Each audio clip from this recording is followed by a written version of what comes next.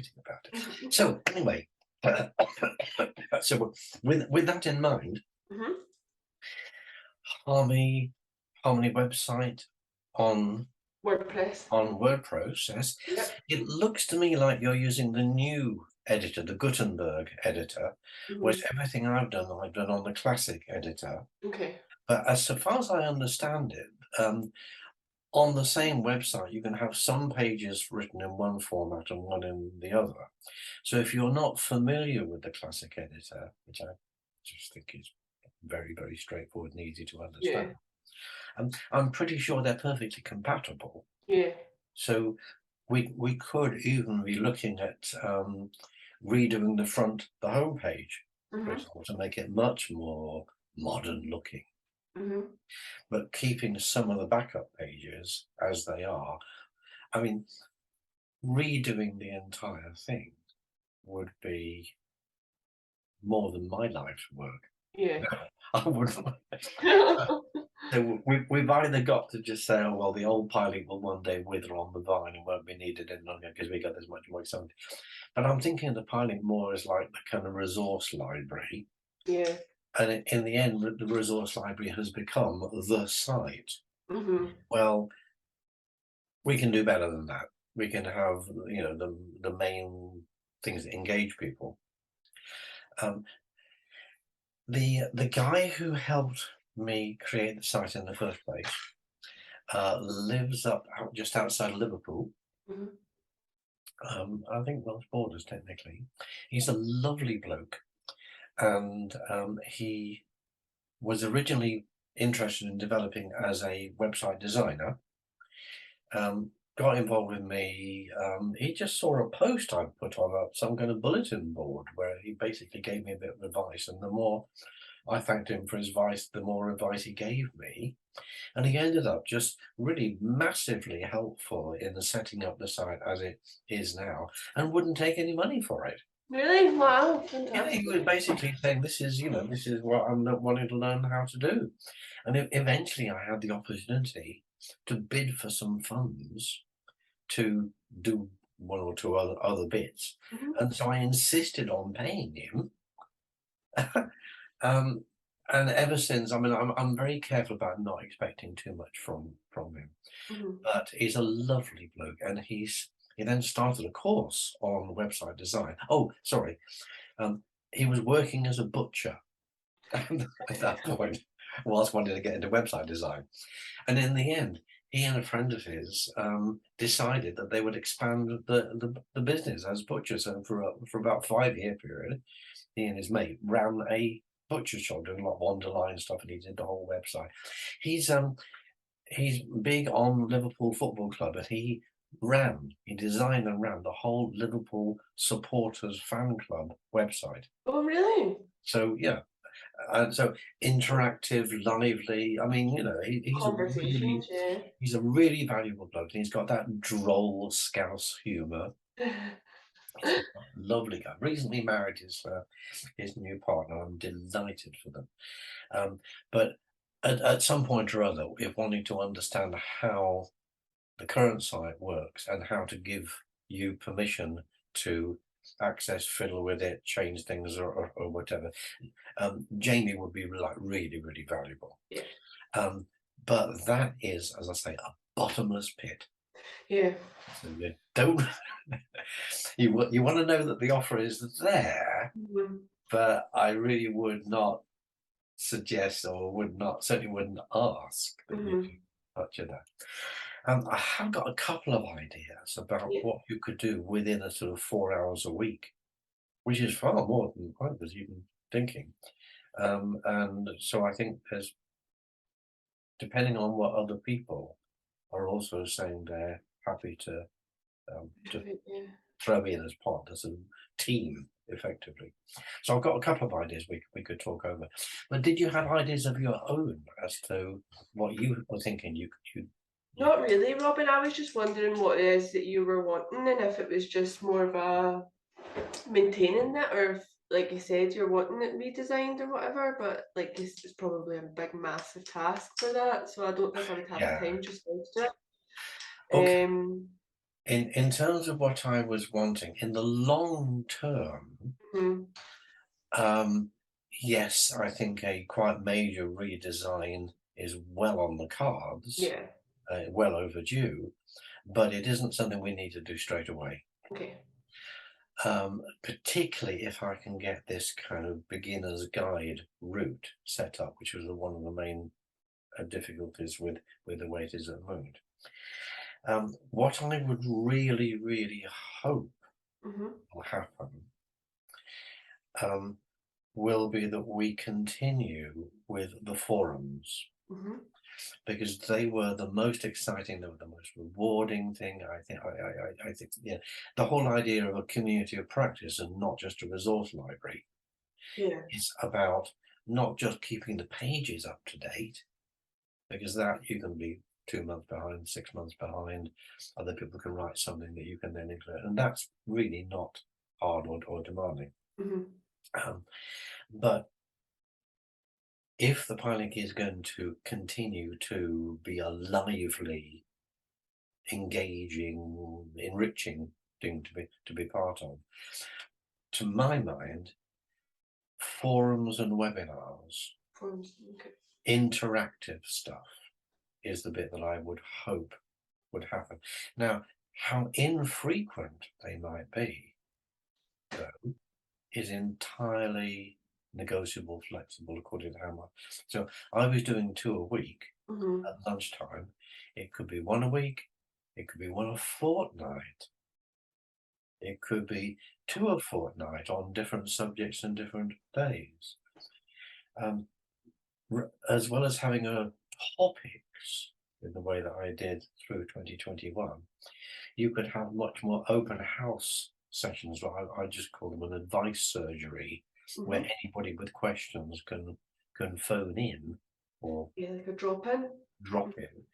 And if we had, say, 2 or 3 people from the advisory group, but not just from the advisory group, who would be willing to be a sort of a panel that then discussed any issues coming up, or then, oh, that's really interesting. Well, we know some people who were doing that, or Natalie over in Northern Ireland, you're doing. Yeah. In other words, it could be a bit scary, Yeah. um, and it would certainly be quite experimental. But I could certainly see that working. Yeah. But we could have a planned program of discussions. Let's just say 1 a month, and let's keep it like really, really, really minimal and just Mhm. keeping it ticking over. Once a month, you could have a particular topic, and 2 or 3 people who got something interesting to say, which could be a challenging, it could be a problem, or it could be, well, we started doing this and we're finding it works quite well. So you could have, say, an hour, hour and a half again. Time. I think the time for discussion is the important part. Mhm. Um, but you could have, say, 3 people wanting to talk about women's issues, or outreach work, or yeah, any of those. What exactly do we mean by psychological awareness or by empathy, and and how do you support staff when when you're running on agency staff? Mhm. The kind of dilemma that everybody could it pretty much in, and that no one needs to feel like they're the expert on. Yeah, it's a conversation. Yeah. Yeah, yeah. So I think it's still quite challenging. Mhm. To just say, yes, I'm happy to be the person who talked about it. So you'd really have to be quite supportive as a group. Yeah. But I think the advisory group is already, an awful long way there. You're all people who, on the whole, got to know each other a little bit, and there's a lot of mutual respect and so on. Mhm. But it wouldn't need to be just them anyway. You could there could be other people who we know of, or you know of, or I know of, or whatever. But I'm trying to make it not. Yeah. So that, in other words, there's 2 or 3 possible formats Mhm. or a kind of relatively informal, interactive kind of session. If we did that, the 2 things that you'd need to have, and this is the reason why it impacts immediately on the website. Mhm. First is using the mailing list to let people know Mhm. that there's this talk coming up, or there's this talks program coming up, or there's this regular phone-in, drop-in session. Yeah. And that need only run on a sort of 3 or 4 month. It could be just like spring season or summer season. So it's not committed for a very long run. So I think it's possible to say, oh well, we'll do that for a while. Yeah. So you'd need access to the MailChimp Mhm. mailing list. But I think that's dead easy. If need be, you just I give you the login details, and I want to say you. I don't mean necessarily you for this bit, but somebody. Yeah. But the other thing that you would want, I think, is to have something on the website Mhm. that says, and here is the schedule for January, February, and March. Yeah. Yeah. So you can look up somewhere, and then each email that gets sent out has a link to that site, and there you have the whole program. Mhm. Now, one of the things that you can then do, it's not absolutely a requirement, but one thing you can then do is for each topic, there can be an additional page Okay. where you talk a bit more about it, you say what some of the issues are, you have 1 or 2 links to 1 or 2 examples that we will then be discussing, so people can do their homework beforehand. Yeah. If they come along. Yeah. But you can't assume they will. Yeah. Because they won't, or at least there'll be a lot of people who don't, or didn't even read that bit, or didn't get the email, or were told by their manager the day before. We've That got was on. go look at it. Oh, really? So you've got to cater for that kind of ragged levels of engagement. Mhm. But I've done that with 1 or 2 things, Mhm. and certainly if I'm recording the conversation, there have been times when I've been in a position to then just have the whole recorded discussion put onto that page afterwards, so it then becomes part of the library evolving and developing, and Mhm. anybody who was in that conversation who then wants to talk about something that was said later to somebody else can then say, oh, and on this page you can see the conversation with Jay Levy and the conversation with Jill Pabley Mhm. are both, I think, pretty useful examples of that. That involves a certain amount of trimming of the video Mhm. to take out the sort of waffly bits at the beginning and the end, and sometimes the occasional bit where people afterwards say, oh, I didn't mean to say that. And even though you say, look, it's going to be, this is public, yeah, and so on, people will often end up saying, oh, I feel awkward about that now. Which is great, because it means that at the time they were thinking quite spontaneously and talking from the heart and so on. So Yeah. you want to be able to say, if you end up feeling uncomfortable about something, let us know. But it doubles and trebles the length of time it takes to produce the video. What is it you use to cut your videos, Robin? At the moment, I use built-in software that comes with the iMac. Okay. So it's called where is it? It's called iMovie. Oh, maybe it's okay. Yeah, but basically, you can record it as an MP4, Mhm. and you can edit in whatever software you have. I've then got a YouTube channel, Mhm. 2, and you can set the YouTube, so you can place the polished finished version on the YouTube channel, and you can set levels of permission Mhm. so that you can set it so only people who've got the link, Yeah. or you can set it so only named individuals, but you might only want to do that for a period. The whole point is that it should be anybody able to show it to other people. So if at some point we were able to get to that level Mhm. of interactivity, I would feel, bloody hell, that's wonderful. Yeah. So, I mean, that in itself would have me think that the next level up is moving outside of what the PIElink necessarily does. That would be letting other people know that if you're wanting to have a discussion on a particular topic, some of the people in our group would be willing to come and be invited to speak on. So I think that's happening anyway. Yeah. But that doesn't involve the PIElink website itself, unless part of the agreement was that we got a recording which goes on the website, and at that point you'd want to do something similar. There would rapidly, I think, come a point at which the current layout of the website was no longer really very useful. That might be the point at which the sort of Gutenberg, the more modern kind of styling, might be useful. So you can see how there's a sort of, it all starts to sort of tie in together. Yeah. At some point. And the one other thing that will be really, really, really useful, I think important to do, but is a completely different skill set, and might involve getting some money from somewhere to bring in someone to do it. If I talk of segmenting the database, Yeah. do you know what I mean? Is that obvious? No. Okay. At the moment, although I tend to know from the personal statements that people have made when they register in the first place, I tend to know a little bit about them. Then I will usually email somebody with, if anybody's, that's a bit interesting, tell me a bit more about what you're looking for, or maybe I might be able to help you find something and so on. This is what I call librarian role. You should have a library. Have you got any books on,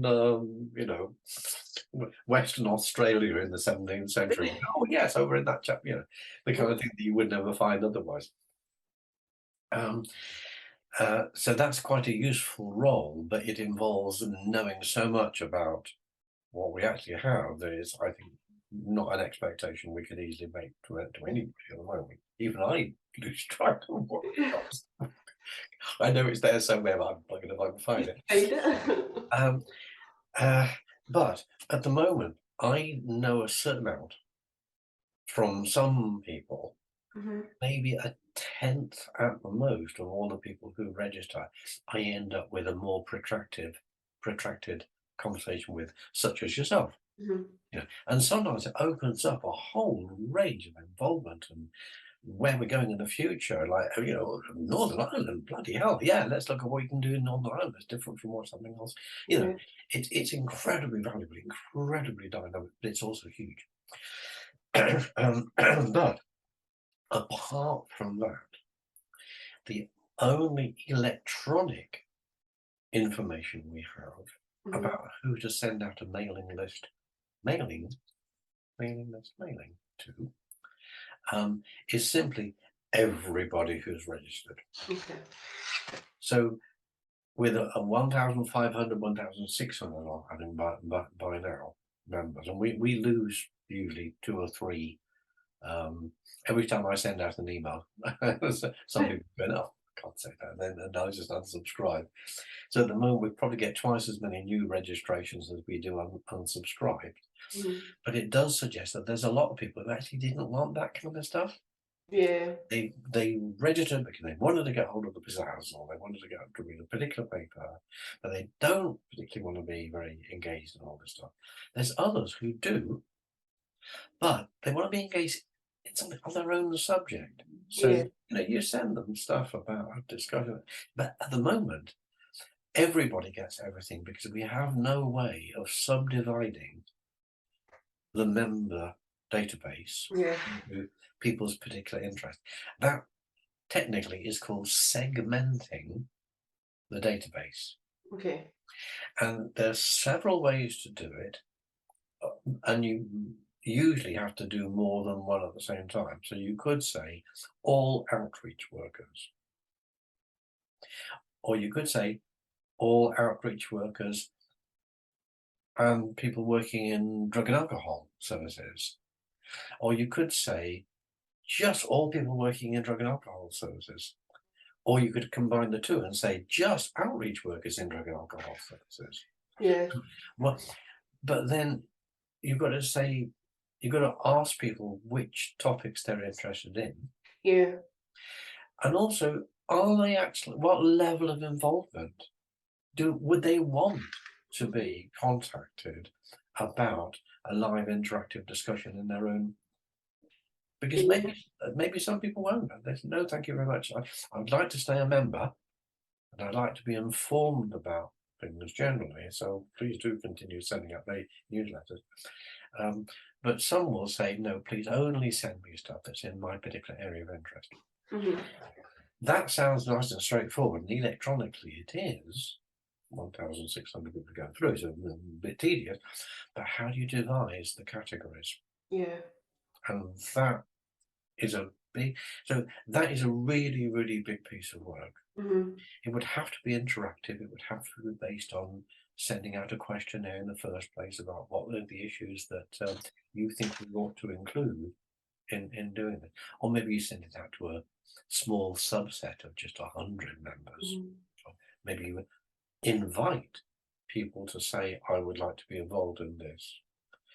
And the 100 or so who do, who won't be typical of the rest, of course.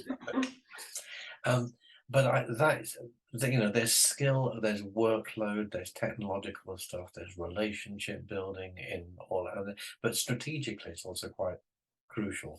I think a lot of the forums Mhm. would be enormously more successful Yeah. and get people who are already really keen to be involved if they had had a chance to say, I'd like to talk about public health. I work at I'd like to talk about commissioning for flexible person-centered services. You get all the commissioners Mhm. or senior managers of services who want to be involved in a discussion with commissioners about what they want from each other. Oh yeah. Incredibly powerful, potentially, Mhm. but a big, big, big, big, big job of work. Yeah. I think the forums can't wait for that to be done. Yeah. And I also think it's probably something that needs to be independently funded, unless somewhere or other there is an organisation that's big enough that already has the skills to do that kind of thing, and says, "Oh, we'll put one of our team onto it for 1 day a week for the next 3 months." Mhm. So then, Wow, I mean that's what I think probably what it would need, and I'm no judge of that person. yeah. So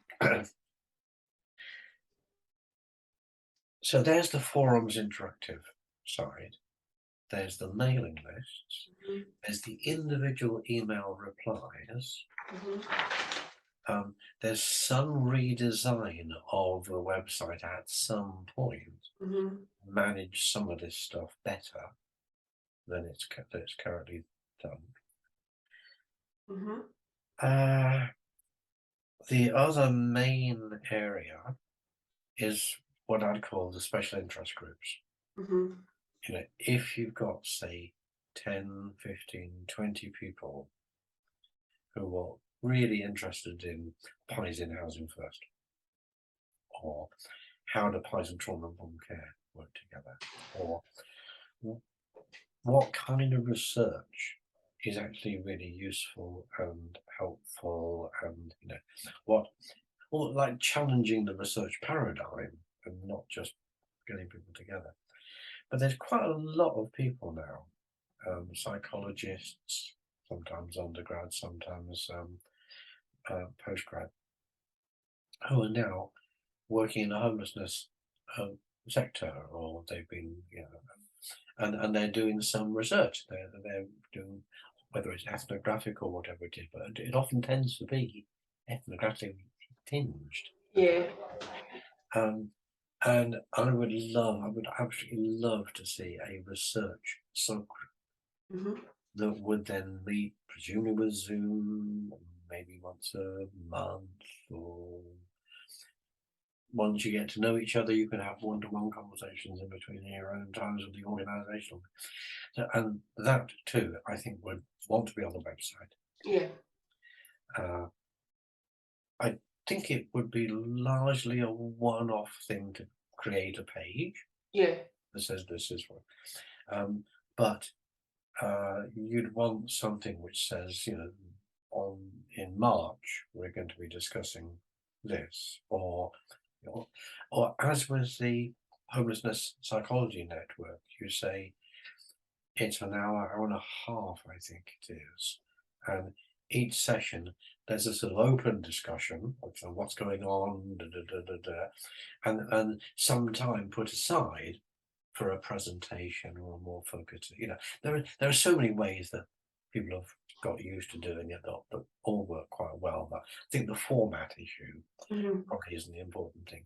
But in terms of the website, which is after all what we're trying to be talking about, Yeah. in terms of the website, once you've got it set up as a page, and once you've got a group of people who are running those discussions, when I say you, once there is, then adjusting the page to say this is what we're talking about in March, this is what we're talking about in April, would take maybe 20 minutes a month. Yeah. I mean, the time. Easy bit, yeah. Yeah. So whoever's doing the mailing list, that would take us simply about 20 minutes or so a month to produce a list to say what we're going to talk about. And so if you take it down to more specific in their individual tasks, there's a lot of it that is very, very doable. So the last of my hard sell bits is the exact opposite. This is a big kind of warning. Yeah. The thing that worries me is the coordination of it all. Yeah. We've got a group of people who are really good with each other and working well together, and a lot of mutual respect and so on. But what usually happens in these kinds of things is that one or two people end up being the kind of central people, keeping an eye on it, knowing who's doing what, making sure that the people talk to those people, and so on. And at the moment, we don't have that. And I'm very wary of setting up something where some people will end up sort of sucked into that role without meaning to, or it's like it's over and above what they had originally committed to doing, and and that's the thing that's worrying me at the moment. We don't have that central coordinating person, and we don't at the moment have the income to pay someone to do it. Yeah. We've got people like Ray and Sean and so on who are freelance and who might be interested. They might be interested in getting some funding from somewhere else, but that's going to take 6 months or a year. Unless someone's got a sugar daddy. No, I know. Unless there was a back. Well, end of year monies. You do sometimes find that towards March, people are saying, "Oh, we've got a couple of £1,000 left from that budget. What should we do?"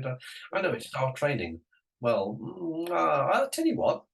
I think that's a staff training thing, isn't it? We could put money into that. It's staff training, so it's under the right budget heading.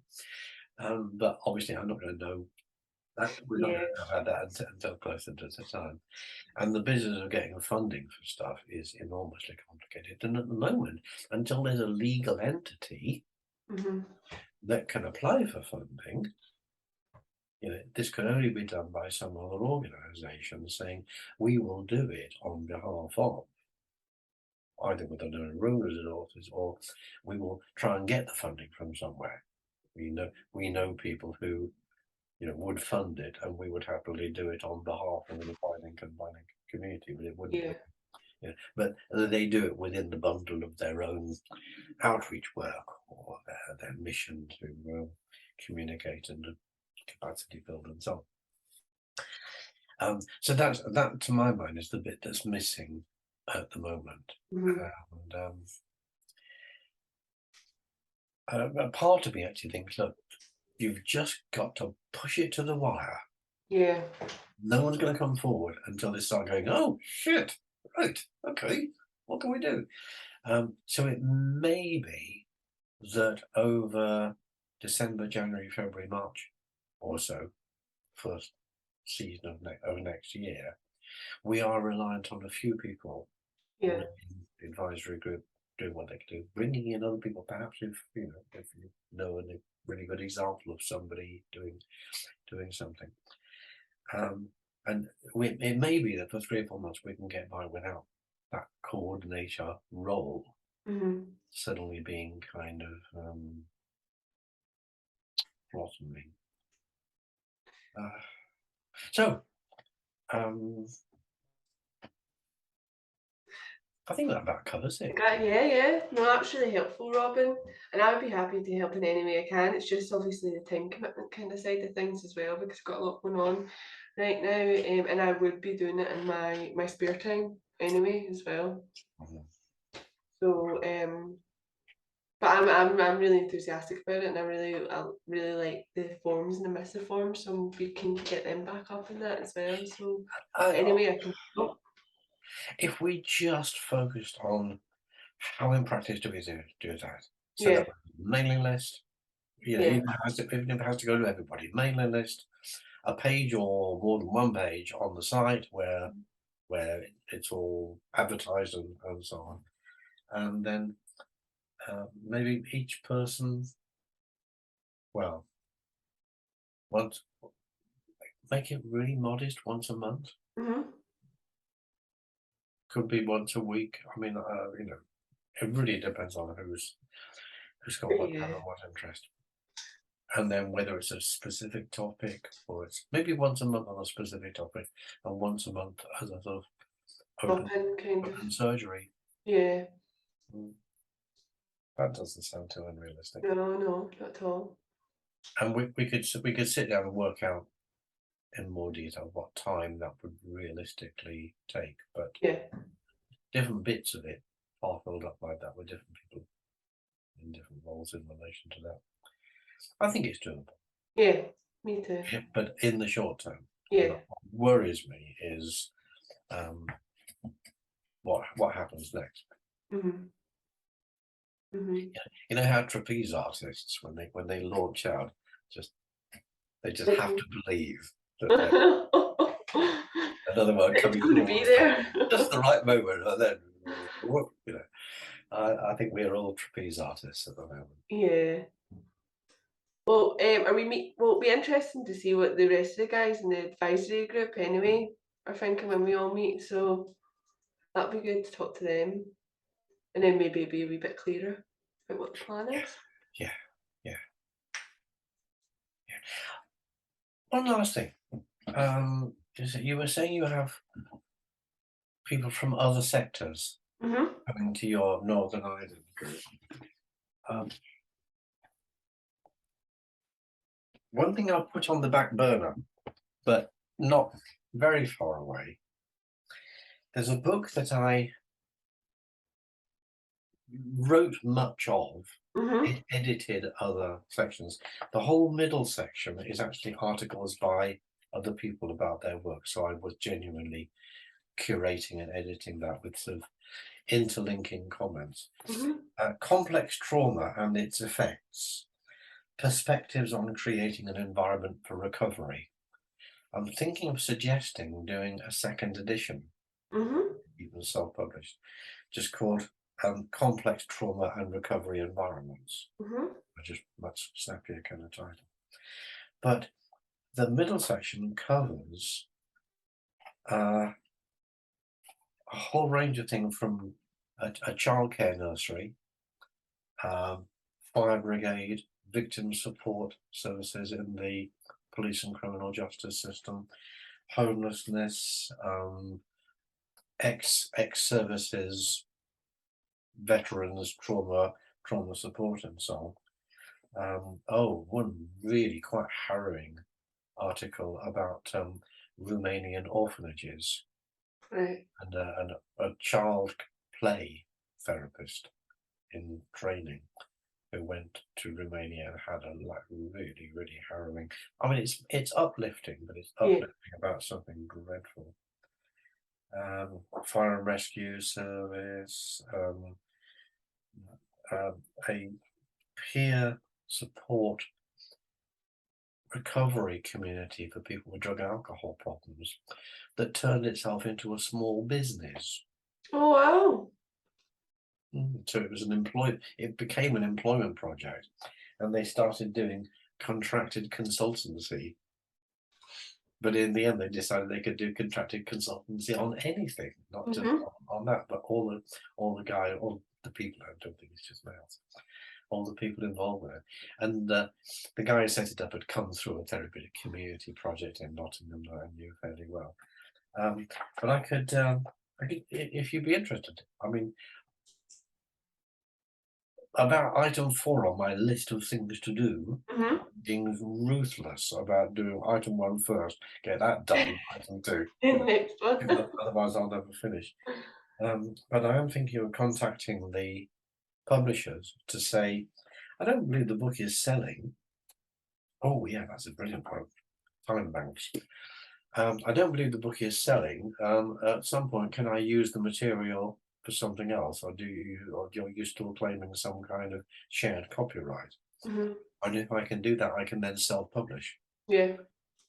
Keeping all that middle section, but making it about, in effect, the PIE's, the inspirations behind the PIE's idea in a whole wide range of sectors outside of homelessness. Yeah, that would be really good. And that's another thing about the website as well, because it says conversations on homelessness, doesn't it? Yeah. So, I mean, that's easily changed to conversation on complex needs. Yeah. That shouldn't be hard to do at all. No, I would love to have a reread at that, Robin. Well, I've got the whole thing in a Word document file. I mean, that's got all the, headers and footers and everything else, all the kind of guide marks shown, but I can certainly send you a copy of it. It is quite long. The whole thing is 276 pages. So comes with a government health warning. I'm reading Gabor Mate's new book just now, his new one, The Myth and Normal.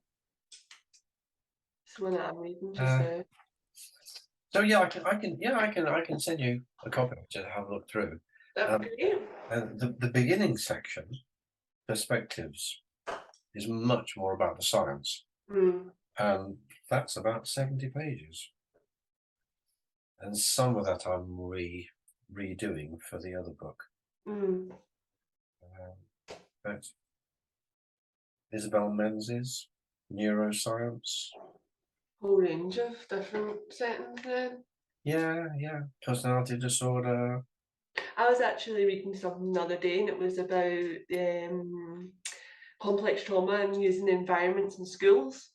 It was about schools, and especially with schools with children with like challenging behaviour needs and stuff, and positive behaviours support and restrictive interventions, and how they can be re-traumatising. We are gradually getting people who work in childcare services or child therapy services, or one crisis psychologist who also does work in schools. And I think there is potentially a special interest group.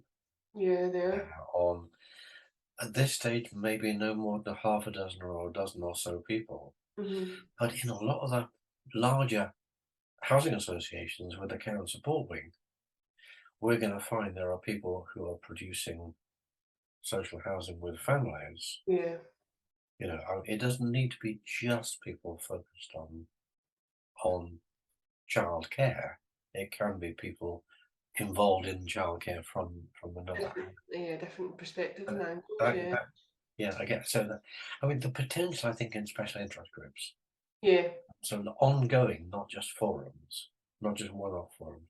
I think there's enormous potential. I don't want people to take on more than they're ready for. And I think we need to start out, not timidly exactly, but tentatively. Yeah. Just to try that and then see how it develops. But in the end, it is going to come down to finding either a small really tight working team or an individual who can have that overview and say, look, there's a whole load of people involved in this area. Why don't we have a group or a discussion for them? And that involves somebody with the kind of overview that I've had. And I really quite know where that comes from. Yeah. And maybe it just needs one person to say, I'm really interested in this. Through the mailing list, I'll put out a call to everybody to say, look, if even 1% are interested in a discussion in this, that is 16 people. Yeah. 16 people. Yeah. And suddenly, wow, that's a big group. Right. Okay. Well, I mean, I will cheerfully send you. Yeah, that'd be great. Thanks, Robin. And yeah, just keep in touch. Anything that you want, and I'm honestly happy to help with the website side of things. I'll have a think about kind of timing as well. After December, I should have a wee bit more time because I finished this course. Fingers crossed after then. I'd love to hear more about that course. I know. I'll send you over because I'm actually, the last assessment is designing your own ethnographic study. It's just like a proposal kind of plan. So I'll send it over to you because I'm going to do it based on kind of like housing homelessness kind of side of things. Did you ever see an article I wrote called "The Eyes Have It"? What was it called? Sorry. The Eyes Have It. It's a joke because it comes from Parliament. The Eyes Have It is the yeses have it, but it's all about eye contact. Oh right, okay. No, I don't think I've read that. And it actually goes back to and quotes a lot of the ethnomethodology studies in the 1960s that are about. And, like one thing is I'm really quite not passionate about, I suppose, is the number of times I've been lately to a hospital appointment and you arrive and there's a desk and behind the desk there are people who are kind of busy doing what they're doing, and you stand there and you stand there and you stand there, and eventually one of them looks up and you go, oh right, okay, yes, oh I missed it, I'm rubbish, if at the point when you first walk in, I mean, I've had a really nice example of this recently. Somebody was on the phone. They were obviously very busy. They were on the phone. About 2 minutes later, the phone call finishes. They looked up, sweet as pie, lovely, really nice, caring, engaging, and so on. If that person, when I walked in, they could looked up and gone, then carried on the conversation. Just that briefest of acknowledgements. Yeah, it makes a difference. It does not need separate costing. It's not expensive to train your staff. It's intuitively, immediately aware. And there was a guy who I met up in Edinburgh a while ago who said he used to run a publishing company, and he called the receptionist. The person who just sits there, as people walk in, the receptionist is. And he said the receptionist is the director of first impressions. First impression you have of a company and what you mean to them is the eye contact you have with the receptionist. I just thought that was stunning. And I wrote something that in the end got far too unreal and sprawling and well, I'll send you a copy of that. Yeah, well. No, I would love to read that. It's true, it really is. Because it's ethnomethodology rather than ethnography, but it's all about how people make sense of the world they're in. And the social skills involved in engaging and interacting. Kind of stuff. Hey, 11:45. I'm due my second cup of coffee. I don't know about you. I'm due. Oh, I've had 2 cups of coffee, 2 cups of tea, Robin. So I better get me another cup of tea right now. It keeps me going through the day. Okay. Well, but hopefully that gives you plenty of stuff to mull over. Yeah, so I'll definitely have a think about it. I'll get back to you in terms of like kind of times, but would you be able to maybe just kind of put that in like a document maybe of like the different tasks? Or have you already put that on the Slack? I think I largely have, but it's kind of firming up in my own mind. So maybe I'll just go back through what we talked about. Yeah. That was all in the last 15 minutes or so, wasn't it? Yeah, So yeah, yeah. try and spell that out. And I've kind of wrote it down anyway, Robin, so which is fine. So yeah, but I'll talk to you I'll, about it more anyway. yeah, I'll try and do that. I'll try and get that done. But I'll send you a copy of the whole recording anyway. So it's Yeah. just Oh, that'll be headline. actually fine. Yeah. The narrative can Mhm. say a lot more than the headlines. Yeah. But the actual estimates of actual time it needs to take, Hmm. I think it's modest. Yeah. I think there's a lot we can do with modesty, so long as people are working together. Yeah. Yeah. As long as there is a sort of a feel of a flexible, porous team, Hmm. not necessarily a small group of people, but a team working feel. Yeah. I think that's probably the thing it crucially depends on. Yeah. So we get to meet everybody at the pie group again, and then to speak to them It all. was I shot myself in the foot there by not even thinking that it was half term next Was week. it? It is for another. So there's 2 or 3 Oh, people that definitely can't be there because of half term. Others just because there's never a time that's right for everybody. this year's just flown in as well. It's been so quick. Can't believe it's almost November. Crazy. Yeah. Anyway, lovely to speak to you, Natalie. You too, Robin. Right, take care, and I'll speak to you next week. Yeah. My regards to Sam and the rest of your I will do. I'll pass them on. Thank you. Bye.